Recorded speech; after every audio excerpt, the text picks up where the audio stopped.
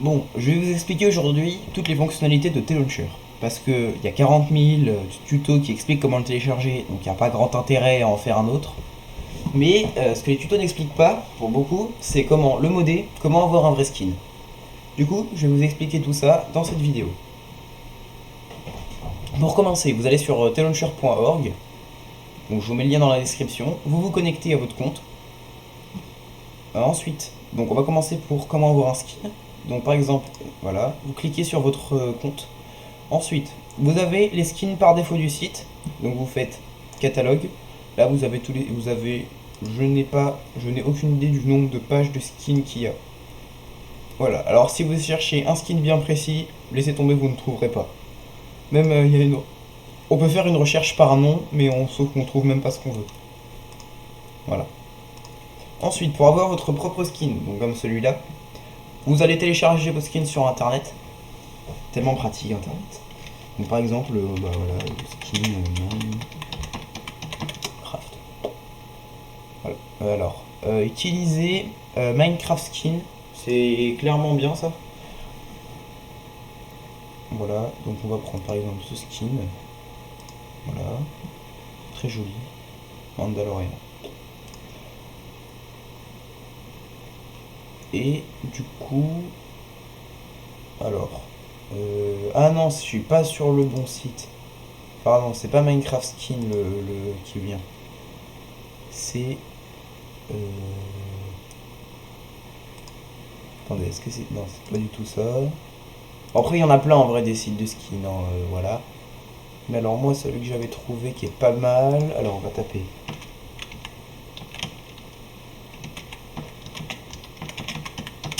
Voilà, Skins Song of War. Voilà, c'est Minecraft Skin, écrit comme ça. Tout accroché. Là c'est ceux que je connais le mieux pour en avoir. Donc par exemple, on va prendre ce superbe skin dans Dark Knight. Voilà. Donc vous pouvez directement le download, mais il vous mettra sur The Launcher que ce ne sera pas valide. Du coup, ce que vous faites, c'est que vous faites Edit Skin.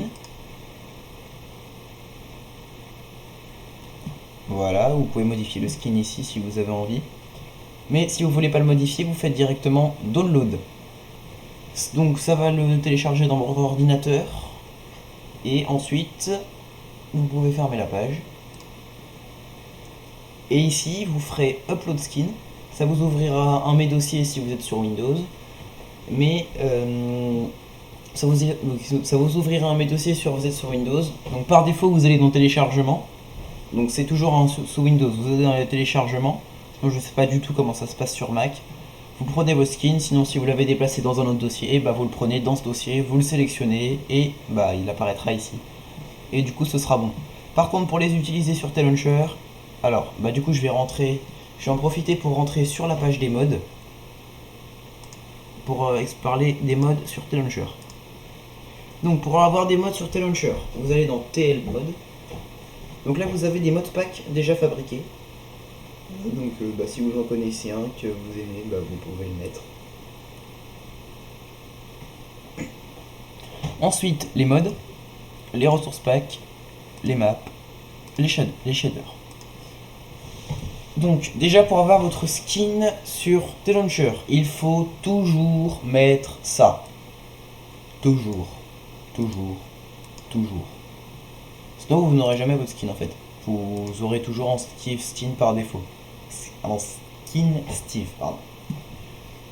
Pour avoir un modpack, vous faites créer. Là vous rentrez le nom de votre modpack qui ne sera pas public bien sûr. Votre version du jeu, votre version de forge, mais cochez bien les deux, faites créer. Le modpack va apparaître dans cette liste, où normalement il s'est déjà sélectionné. Et du coup de là, vous pouvez gérer les modes. Voilà, donc par exemple je vais en créer un vite fait. Voilà. Et vidéo. On va se mettre en 1.18, voilà, donc créer. Du coup, mettez, donc ça vous met toujours ce mode. En fait, je vous conseille de toujours jouer en modé avec ça. Ça vous permet d'avoir vraiment toujours vos skins. Et du coup, après, pour avoir un petit mode, vous sélectionnez votre mode. Alors après, une fois que vous avez créé votre mode pack, bah, vous pouvez pas ajouter de mode pack comme ça, hein, bien sûr. Vous pouvez ajouter que des modes, des ressources, des maps et des shaders. Du coup, donc vous sélectionnez, vous cliquez sur votre mode. Là, vous avez la vue d'ensemble qui décrit, voilà, les photos et enfin les photos pour s'il y en a. Et ensuite toutes les versions. Donc pour télécharger votre version, bah, vous prenez, vous cliquez sur la petite flèche verte. Voilà. Alors après, si on vous propose une version particulière, bah là vous avez la date et là vous avez la version laquelle c'est. Voilà. Alors bêta, je sais pas trop à quoi ça correspond, le fait que ce soit une bêta. Et après, bah, vous avez la version du jeu à laquelle ça correspond. Mais de toute façon, par défaut, ça vous met en vert que les versions qui sont déjà sélectionnées dans votre modpack. Voilà. Et alors, et si vous mettez un... Normalement, quand vous mettez des modes...